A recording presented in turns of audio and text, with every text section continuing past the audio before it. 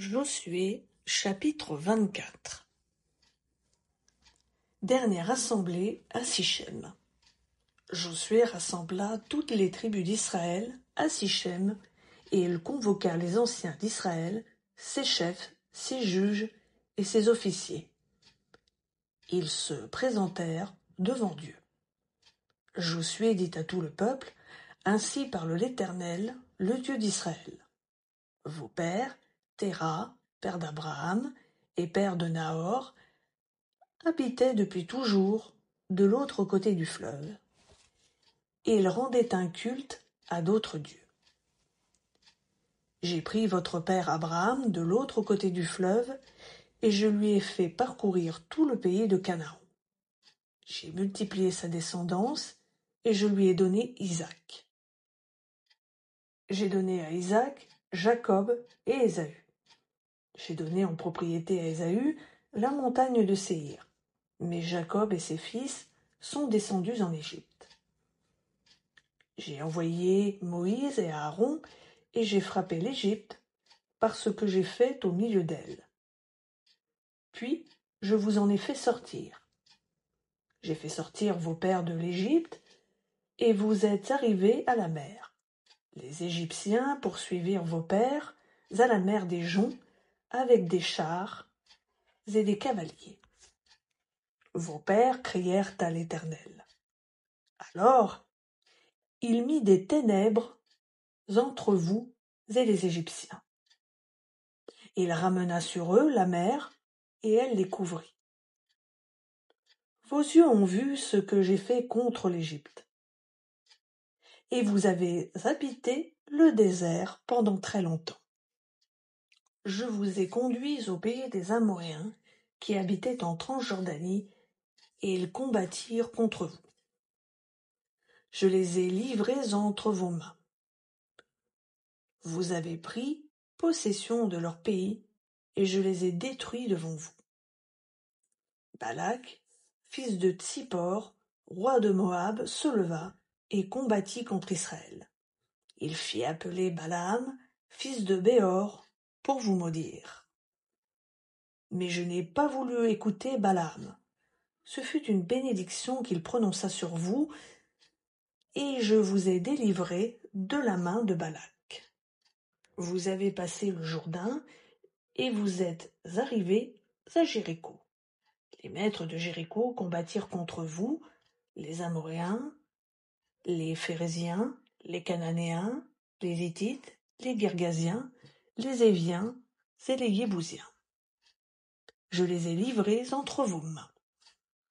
Et j'ai envoyé devant vous les frelons qui les chassèrent loin de votre face. Ces deux rois des Amoréens. Ce ne fut ni par ton épée, ni par ton arc. Je vous ai donné un pays où vous n'avez pas peiné, des villes que vous n'avez pas bâties et que vous habitez, des vignes et des oliviers que vous n'avez pas plantés et dont vous vous nourrissez. Maintenant, craignez l'Éternel et servez-le avec intégrité et fidélité. Ôtez les dieux qu'ont servi vos pères de l'autre côté du fleuve et en Égypte, et servez l'Éternel.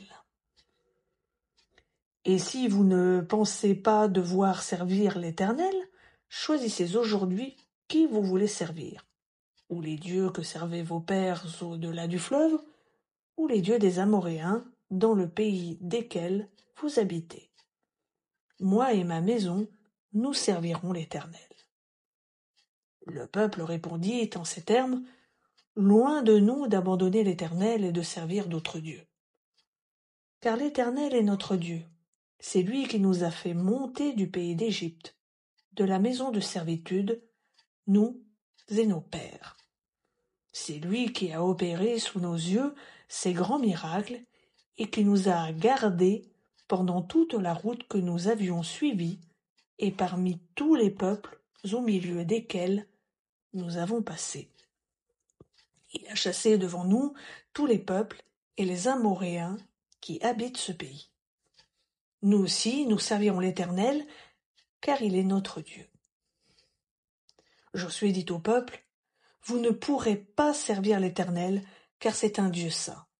C'est un Dieu jaloux, il ne pardonnera pas vos crimes et vos péchés.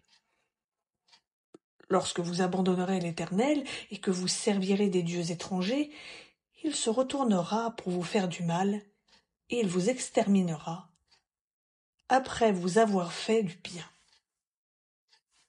Le peuple dit à Josué, « Non, car nous servirons l'Éternel. » Josué dit au peuple, « Vous êtes témoins contre vous-même que c'est vous qui avez choisi l'Éternel pour le servir. » Ils répondirent, « Nous en sommes témoins. » Ôtez donc maintenant les dieux étrangers qui sont au milieu de vous, et inclinez votre cœur vers l'Éternel, le Dieu d'Israël.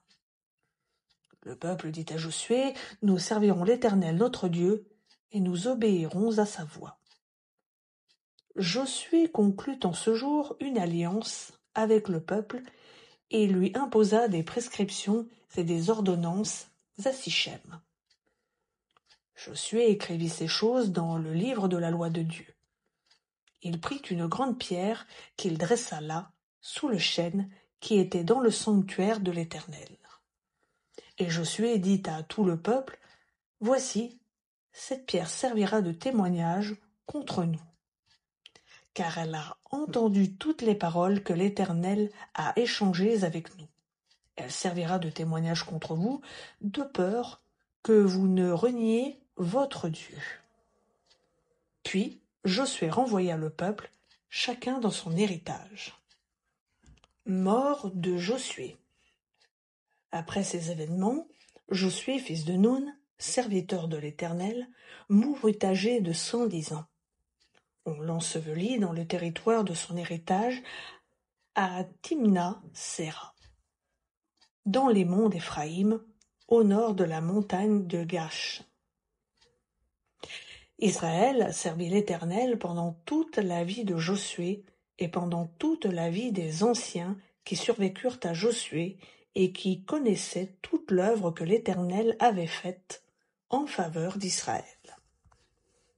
Les os de Joseph que les Israélites avaient fait monter d'Égypte furent enterrés à Sichem, dans la pièce de terre que Jacob avait achetée des fils de Hamor, père de Sichem, pour 100 késitas.